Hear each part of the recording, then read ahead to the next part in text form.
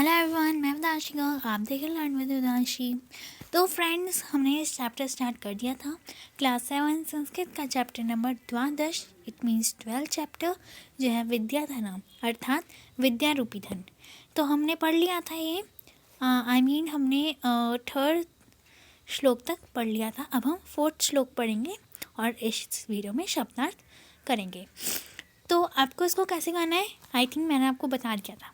सो विद्यानां नरस्य कीर्तिर्तुलां भाग्यक्षेचार्षे तेनोकां दुगां रतिश्च विरहे नेत्रं तृतीयं च सा सत्कार्यतनं कुलस्य महिमा रेत्नैर्विर्णभूषणं तस्माद् न्ययम उपेक्षे सर्वविषम विद्याधिकारम कुरु।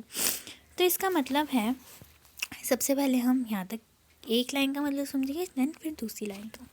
फर्स्ट लाइन का मतलब विद्या नाम नरस्य कीर्तिर्तुला भाग्यक्षे चाष्य। मतलब है विद्या नाम नरस्य, ओके, नरस्य इंसान कुछ बोल सकता है,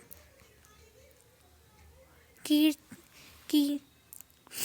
नरस्य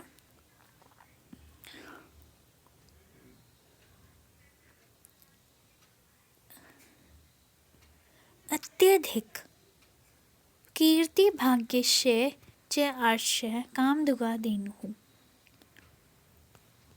तो इसका मतलब है कीर्ति का मतलब होता है यश, ओके, शे का मतलब होता है या नाश, ओके, समझ आ रहा है, ठीक है। तो इसका मतलब है कि विद्या नाम नरस्य,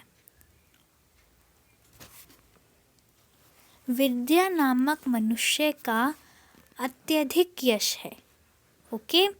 विद्या जो है वो किसी भी इंसान का, मनुष्य का अत्यधिक यश है। यश का मतलब होता है पैसे, तो पैसे तो हैं, पैसे नहीं होते, विद्या जो है वो है अत्यधिक, फिर उसके बाद अपना स्वास्थ्य है, फिर उसके बाद पैसे, ओके। फर्स्ट नंबर पर विद्या है। तो भाग्य के नष्ट हो जाने पर सहारा है, भाग्य जब नष्ट हो जाता है तब वो सहारा है।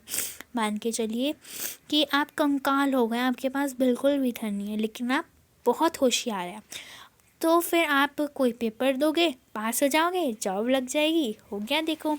तो ये भाग्य नष्ट हो जाने पर एक सहारा है। इच्छाओं की पूर्ति करने वाली गाय अर्थात कामधेनु है, ओके। इच्छा की पूर्ति करने वाली एक गाय होती है जो स्वर्ग में पाई जाती है, उसका नाम होता है कामधेनु गाय, ओके। कामधेनु गाय वो होती है, वो गाय है जो सबकी इच्छा पूरी करती है। तो इच्छाओं की पूर्ति करने वाली गाय अर्थात कामधेनु गाय, विद्या को किसके जैसे माना जा रहा है, कामधेनु गाय के जैसे माना जा रहा है। वियोग की दशा में प्रेम है, ओके। वियोग का मतलब होता है दुख की दशा में, जब हम दुखी होते हैं तो वो एक प्रेम है, एक प्यार है। तीसरी आँख है विद्या, तीसरी आँख है, सम्मान का निवास है, वहाँ इसमें सम्मान का निवास है। कुल की महिमा है और बिना रत्नों का आभूषण है। कौन? विद्या। समझ में आ रहा है? इसलिए आप दूसरे अन्य विषयों को छोड़कर, दूसरे सारे विषयों को छोड़कर विद्या का अधिकार करें, ओके। तो ये था हमारा फोर्थ श्लोक। अब हम शब्दार्थ देखते हैं। चोरहार्यम अर्थात चोरों के द्वारा चुराने योग्य है, to be stolen by a thief. राजहार्यम राजा के द्वारा छीनने योग्य है। भाद्रभाज्यम भाइयों के द्वारा बांटने योग्य है। भारकारी भार बढ़ाने वाली। प्रच्छन्न गुप्तम अत्यंत गुप्त। भोगकारी अर्थात भोग का साधन उपलब्ध कराने वाली। परा अर्थात सबसे बड़ी, राजसु अर्थात राजाओं में, केयूराहा अर्थात बाजूबंद, चंद्रोज्ज्वला अर्थात चंद्रमा के समान चमकदार। देखिए चंद्र प्लस उज्ज्वला, चंद्रोज्ज्वला, चंद्र उज्ज्वला, चंद्रोज्ज्वला। विलेपनम अर्थात शरीर पर लेप करने योग्य, सुगंधित द्रव्य जैसे चंदन, केसर आदि। नालंकृता अर्थात नहीं सजाया हुआ। मूर्धजा अर्थात वेणी या चोटी। फिर वाणियका का अर्थात एकमात्र वाणी। समलंग करोति अच्छी तरह सुशोभित करती है। संस्कृता अर्थात संस्कार युक्त। धार्यते अर्थात धारण की जाती है। क्षीयन्ते अखिल भूषणानि अर्थात संपूर्ण आभूषण नष्ट हो जाते हैं। देखिए स्टूडेंट्स, ये जो होता है ये ऐसे एस जो बनता है ऐसे संस्कृत या हिंदी में, इसको हम बोलते हैं अ। ओके, जैसे यहाँ पे ये लगा तो इसका मतलब इसमें अखिल आ गया, तो संपूर्ण आभूषण नष्ट हो जाते हैं।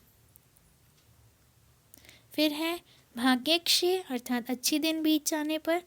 आश्रय अर्थात सहारा। कामधुगा अर्थात इच्छा अनुसार फल देने वाली।